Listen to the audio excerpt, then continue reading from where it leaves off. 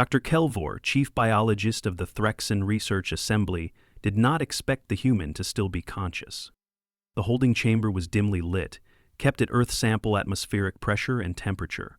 The human lay restrained but upright, muscles trembling under the stress bands designed for species twice his mass. A hematoma flowered across his left temple, and his knuckles bore lacerations likely sustained in the struggle prior to capture. His breathing was shallow, controlled, and his gaze, despite the swelling, remained fixed on Kelvor's every move. "Name and designation," Kelvor requested, recording a new biometric scan. The human licked blood from his lip and grinned. "You first." Kelvor ignored the comment. He adjusted the bioscanner, focused on the thoraco-abdominal junction. Internally, the human was in turmoil. Cortisol and adrenaline surged beyond standard survival thresholds. Still, no signs of cardiac failure, just elevated metabolism, suppressed nociception, and abnormal energy expenditure that bordered on self-destructive. The scanner paused. A mass appeared on the 3D rendering. Posterior to the left adrenal gland, nestled between the superior pole of the kidney and the descending aorta, sat a hypertrophic cluster of tissue. It was dense, highly vascular, and not in the human anatomy database. Kelvor rotated the image, magnified the structure, and activated the live response filter. With each increased reading of stress hormones, the tissue pulsed, expanding slightly. Capillary vessels opened like bloom valves, feeding into a central bundle of microfilaments that glowed faintly on the scan. It looked like part gland, part neural relay, entirely foreign. "What is this organ?" Kelvor asked, genuinely perplexed. "It's not supposed to be here." The human tilted his head, still grinning despite his wounds. "That? It grows when I'm angry."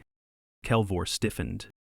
It was said with the casual bravado humans often wielded in defiance, but his readings didn't lie. Emotional spikes correlated with tissue expansion. The adrenal output was increasing linearly with agitation, but this organ seemed to act as a secondary modulator, converting neurochemical chaos into something focused. "You are not being truthful," Kelvor said cautiously. "You think I want that thing?" the human shot back. "It only shows up when someone's trying to kill me." Kelvor paused, then adjusted the metabolic probe. The organ was now releasing something else. Unidentified compound zeta-7, uncatalogued, electrically conductive and reactive with the human's peripheral nerves. Neural conductivity increased by 20% during activation. Kelvor recorded every frame. "What is your name?" he asked again. The human's breath hitched. "Daniel Cole, Sergeant, 7th Infantry Division. You are experiencing cellular stress beyond survivable limits. How are you conscious?" Daniel's face hardened. "Because if I'm not, you're going to cut into me without anesthesia." Kelvor flinched. "That would violate protocol. Didn't stop your guards from testing my reflexes with shock batons." Silence filled the space between them. Then the scanner pinged again. Compound zeta-7 levels increased sharply. Heart rate 140 BPM. Pupillary constriction, body temperature climbing by full degree increments. The unknown tissue had grown by 3% volume in under 90 seconds. "Wait," Kelvor said, almost involuntarily. Are you doing this on purpose?" Daniel's lips thinned into a smile. "Sort of. I think it listens to me, or maybe it just likes a fight." Kelvor backed up, voice low with disbelief. "You have voluntary control?" "No, but I have a temper." The biologist turned away, shaking. On Threxan Prime, rage was pathology. It resulted in immediate hormonal shutdown. In humans, it triggered evolution. He downloaded the data, encrypted it, and sent it to the High Consulate. Later that night, Daniel slept, fitfully. Kelvor, however, did not. He ran simulations, comparative scans. He cross-referenced combat reports involving human feats of endurance under stress. Some patterns emerged: unexplained recoveries, strength bursts beyond known musculature limits, neurochemical shifts in high-risk situations.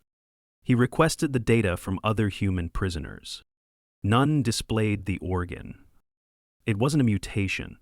It wasn't genetic drift. It was adaptation. Rage, in humans, wasn't just an emotion. It was structural. The research wing aboard the Threxan orbital platform rarely admitted live specimens, especially not humans.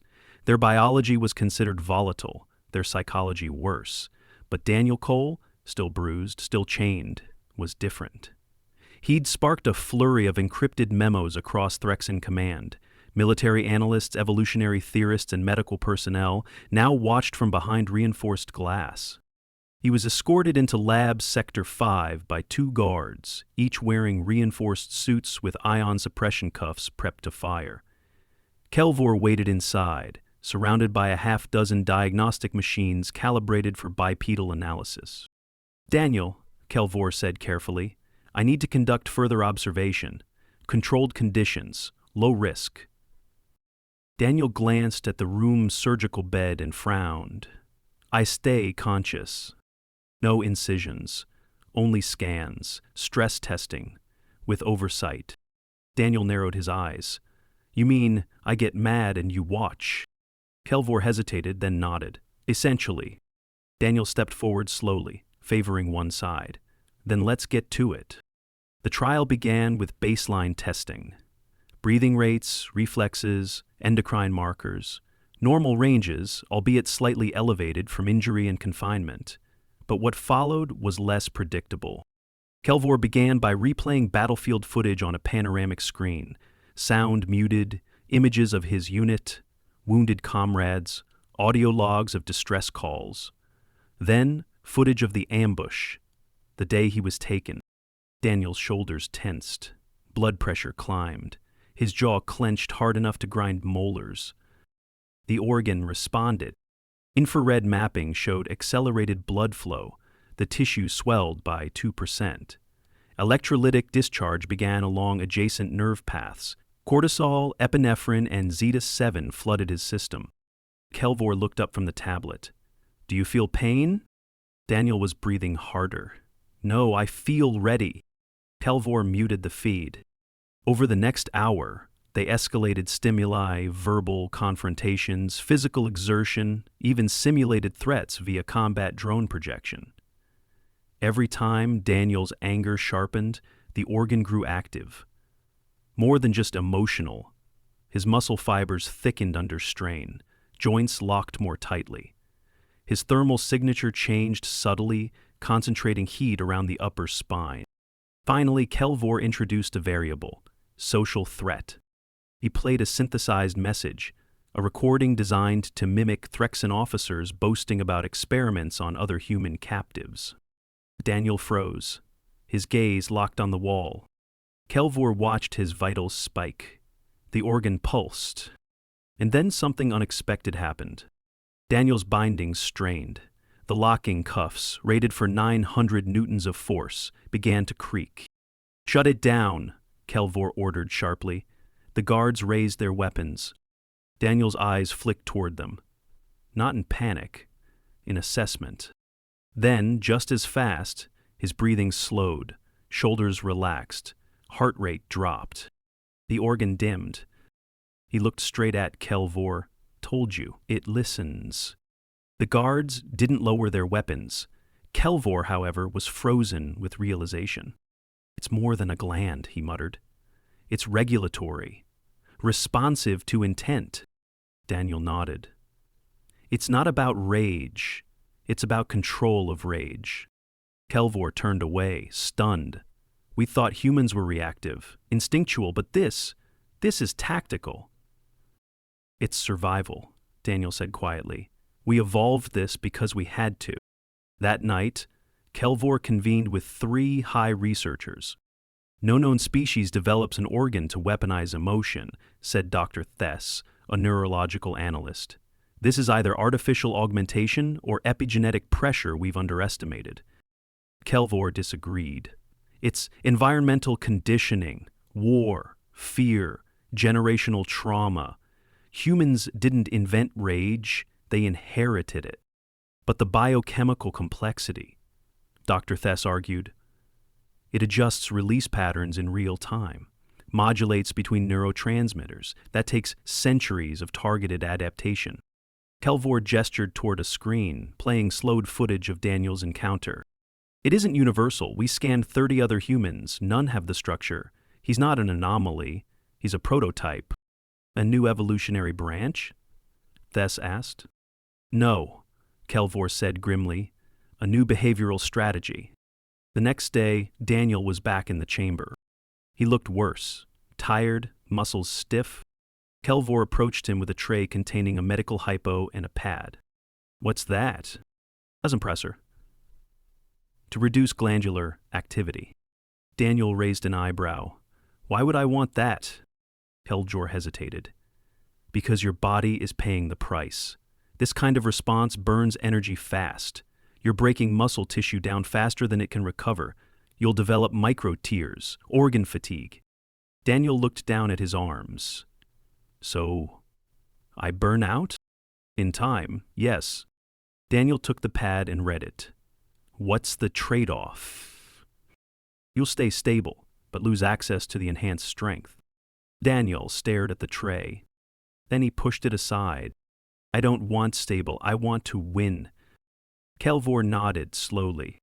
I thought you might say that. But internally, Kelvor recorded a new observation.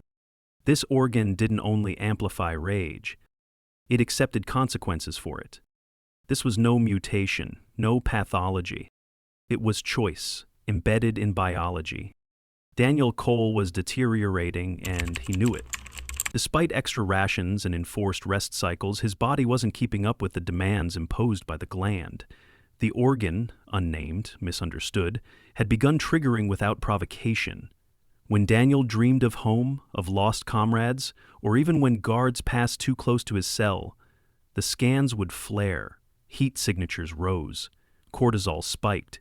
The vascular tissue surrounding his adrenals would inflate, pressurizing nearby nerves. He no longer needed to get angry for it to activate. Now it anticipated anger. The medical team watched closely, always from behind glass. Kelvor entered less frequently. The questions had slowed. Now they mostly came in written form. Structured prompts, blood draws, vitals, logging. Daniel responded with equal restraint. There was a silent understanding between him and Kelvor that this wasn't research anymore. It was containment. A week into the new cycle, Daniel collapsed. Not from pain, he barely noticed that now, but from neural fatigue. His sensory systems had overloaded. Light sensitivity, audio distortion, static flashes behind the eyes. He awoke tethered to a new type of support rig, one that gently rotated his torso to reduce pooling of stress hormones. The gland was still pulsing softly, like a heartbeat not his own. Kelvor arrived finally, accompanied by a secondary medic. You're burning out, he said plainly. If you continue activating the organ at this rate, you'll rupture microvasculature in your brainstem. Daniel rasped out. What's the plan then? Wait until I stroke out and study the cross-section? Kelvor didn't answer. The secondary medic, a much younger Threxan named Lurian, cleared his throat. We think the organ evolved post-trauma. It doesn't appear until after extreme stress conditions, survival-level scenarios. Your military record shows 4 incidents that qualify. Daniel's lip twitched. So what? PTSD gave me a gland? Perhaps not directly, Kelvor interjected, but chronic stress reshaped how your endocrine system responds. It may have triggered dormant developmental genes, like calluses. On the soul. Daniel didn't laugh.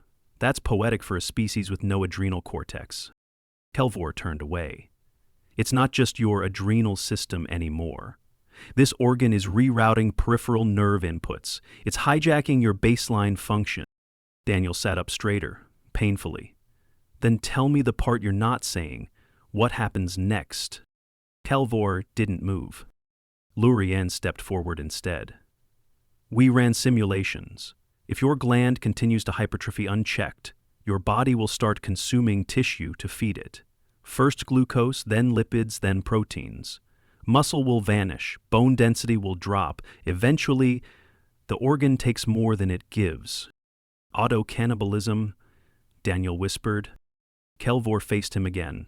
It's not a power, it's a fuse. Silence settled over the room like dust. Daniel looked at the wall, where the reflection of the containment rig shimmered faintly.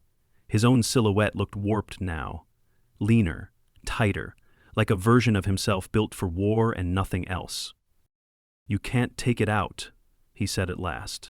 Kelvor shook his head. "We tried. In other test subjects, surgically triggered samples. In all cases, removal caused fatal cardiac collapse. Because it doesn't just regulate adrenaline," Lurian added, "it replaces it." Daniel let his head fall back. He remembered the day it first activated. A house collapse during his second deployment. A girl pinned under the rubble. The heat, the smoke, the panic. Then, the moment of clarity. The moment he lifted a beam 4 times his weight, dragged her clear, and didn't feel the crushed vertebrae until hours later. He thought it was adrenaline. It was something older, more dangerous. 2 days later, the platform went into alert status. A fire broke out on the orbital bridge. An electrical short from a maintenance unit cascaded through auxiliary systems. Lights failed, gravity stuttered. And the locks on Daniel's containment rig disengaged. For a moment, the chamber was chaos. Alarms screamed. The emergency seals hadn't yet reset. Daniel, dazed, blinked at the red glow of the backup systems. His heart rate surged, not from panic, but instinct. The gland responded.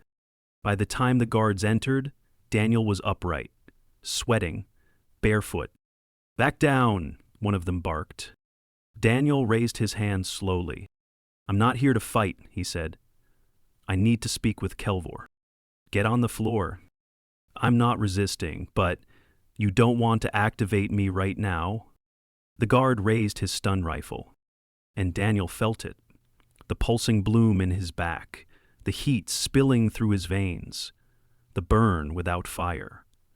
He was still weak, starved, but the gland didn't care. Kelvor arrived seconds later, panting, pushing through the chaos. "Stand down," he shouted at the guards. They hesitated. "He's unstable," one warned. "We all are," Kelvor snapped. "Put the rifle down." The room held its breath. The guard complied. Daniel's heart thudded. The gland pulsed one more time, then shrank. "Thank you," Daniel said, voice hoarse. "I didn't want to hurt anyone." Kelvor stepped forward. "You had every reason to run. Why didn't you?" Daniel looked around. "Because if I leave, no one learns how to stop this." Kelvor tilted his head. "You think it can be stopped?" "I think it has to be." The silence afterward was different. Not fear, understanding. Kelvor nodded slowly. "Then let's build the protocol together." Daniel sagged. "You'll need to move fast. I don't know how long I've got." The chamber lights flickered back to full, and Daniel Cole stood, for the first time, not as a prisoner, but as a patient with a mission. Daniel's final weeks on the Threxen platform were spent under constant surveillance, but not out of fear. Every hour he was scanned, sampled, monitored. Not as a threat, but as the sole model of a human adaptation no one had seen coming, a walking paradox of biology and intent. He slept 3 hours a night, ate enough for 2 men. Hydration was doubled, movement restricted to a modified rehabilitation corridor with soft walls and adaptive flooring. Even the air pressure was tuned to reduce physical strain on his failing joints. Despite this, the gland kept growing. The last scan showed a 17% expansion since the previous week. The surrounding tissue, once flexible, had begun forming permanent ridges, like muscle wrapping bone. It wasn't inflamed, it wasn't cancerous, it was just progressing. Kelvor hovered near Daniel's cot with the latest report. "If we don't intervene, your muscle tissue will degrade by another 8% in the next 6 days. You won't be able to walk. If your heart tries to match the gland's metabolic demand, it will rupture." Daniel sat upright, though even that effort cost him. He looked thinner now, veins sharp against pale skin. But his eye, then we finish what we started before it comes to that. Kelvor blinked slowly. You still want to attempt it? Daniel nodded. It's not just about me. You said others are showing early markers. Only two, both military, both exposed to prolonged combat stress. They'll reach my threshold one day, they'll get angry enough. And then what? Kelvor said nothing. Daniel took a shaky breath. We record the full activation, every phase. We document what triggers it, how far it pushes, and when the body breaks. Then you build a suppression protocol, not to erase it, but to keep it in check. Kelvor finally nodded. Then we do it now, while you still can. They moved him to the primary medical theater, reinforced, isolated, and atmospherically sealed. Electrodes were placed along his spine, chest, forearms, and skull. Vascular sensors were injected directly into his subclavian artery. The room temperature was dropped by 2 degrees to control metabolic acceleration. A neurostim interface was strapped to his temple. Lurian stood behind the observation panel. His hands trembled. This feels like euthanasia.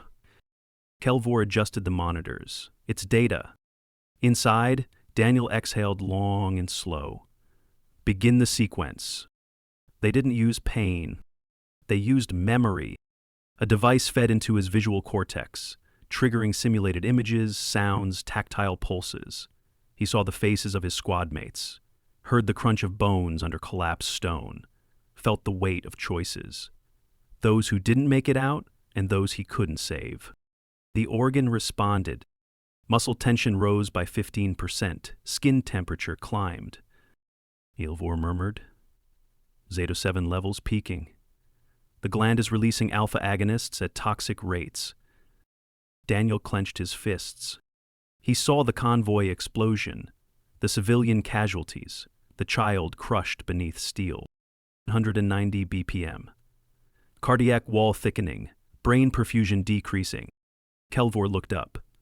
That's enough. No, Daniel said through his teeth. Not yet. The final image hit. His own face. In a mirror. Distorted, fractured, bloodied, alone. The organs surged. Spinal reflexes tripled. His limbs twitched, flexed. Then, without warning, his vitals leveled. Kelvor's eyes widened. What happened? Daniel opened his eyes. I remembered why I got angry. He wasn't shaking, not gasping. The gland was active, but controlled.